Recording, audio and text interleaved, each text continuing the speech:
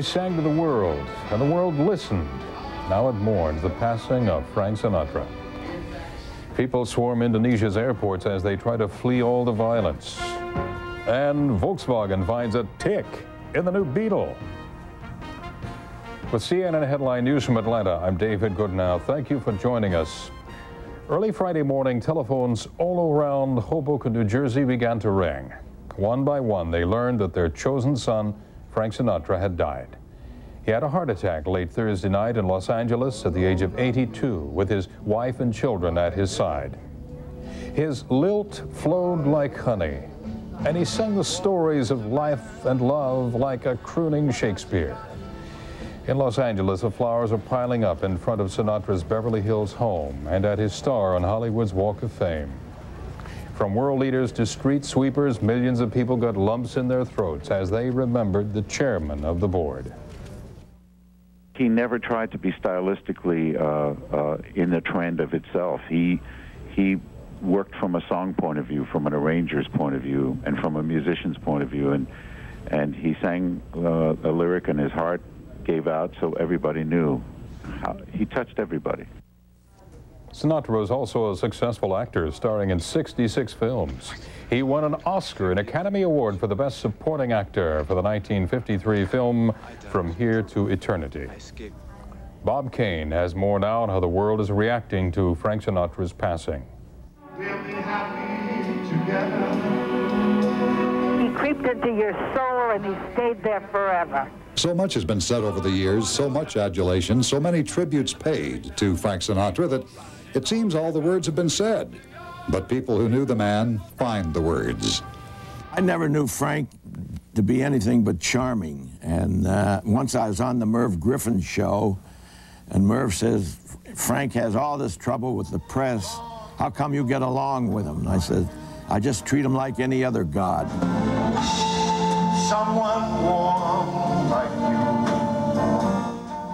What he did was he became a sculptor and a musical painter by taking the full song, not just the music, but the lyrics, and weaving them together and a kind of a tapestry that nobody's ever done before. If there was some kind of feeling that you couldn't say or feel, you know, when you were blue or whatever, he would pick you up and really send you to the skies. He could say it all for you in his music. Baby, kiss me. Can it all be boiled down? Can you distill what it was that made this singer the chairman of the board? He's the first guy to come out and be vulnerable, and he's the first guy to show that a tough guy can be vulnerable and intimate and, you know, and express all these emotions and still be masculine.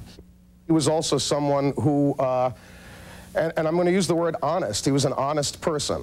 He said what was on his mind, whether people liked it or not, and I think that all of us directly or at least vicariously admire that. One theme that recurs as we listen to people who knew Sinatra is that he's not gone. I don't think he'll ever be gone. I'll never think of him as being gone because his music fills my house. The great majority of us have not lost Frank, and we always will have his recordings, so you can have all of that you want, and they'll probably find some now that were not previously released, and they'll bring back everything he ever recorded. So it'll be really an ongoing Frank Sinatra festival from here on in, I believe. It's up to you, New York, New York. Bob Kane, CNN. The only child of Italian immigrants. In California, fans have begun placing flowers at the gate of Sinatra's home. His family has planned a private funeral. Frank Sinatra wasn't just a singer and an actor. He was a presidential friend as well. Gene Randall reports on Sinatra's ties to the White House. Sinatra would have loved it. The president at the Group of Eight meeting in Britain, paying tribute to old Blue Eyes. I think every American would have to smile and say he really did do it his way. Though never close to this president, the attraction between Sinatra and the political elite was long a fact of life, each finding in the other an undeniable appeal. Call it kinship. They're sprung from the same DNA, for goodness sakes. They're always on stage, they're always performing. After campaigning for Ronald Reagan in 1980 and orchestrating his inaugural, Sinatra later serenaded Nancy Reagan in the White House.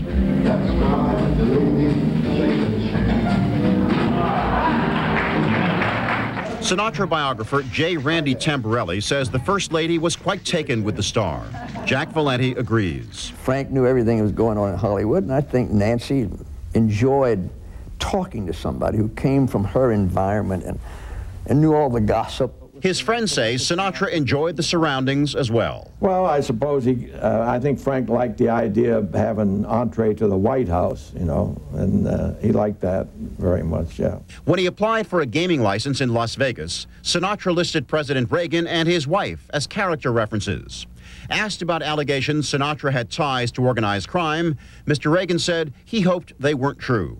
In fact, similar charges helped breach a friendship with another president, John F. Kennedy. When Kennedy announced for president, why, Frank right away got in and helped him, you know, staged fundraisers for him and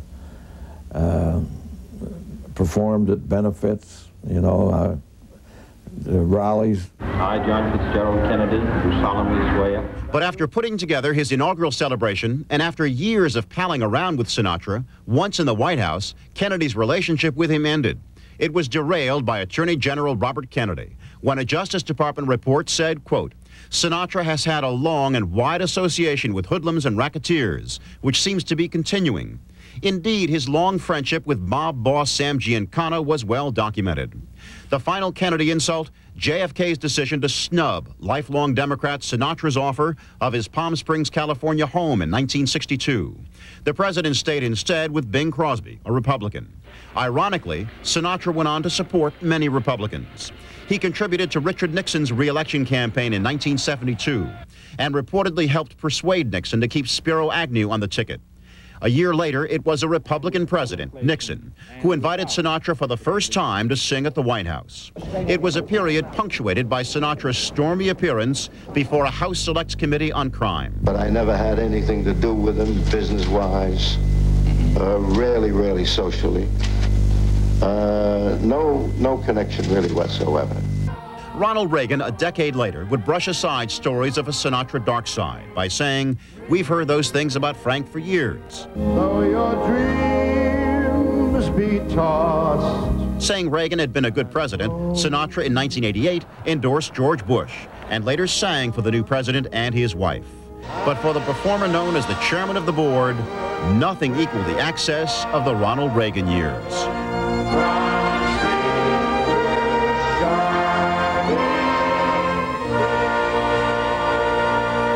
Gene Randall, CNN, Washington.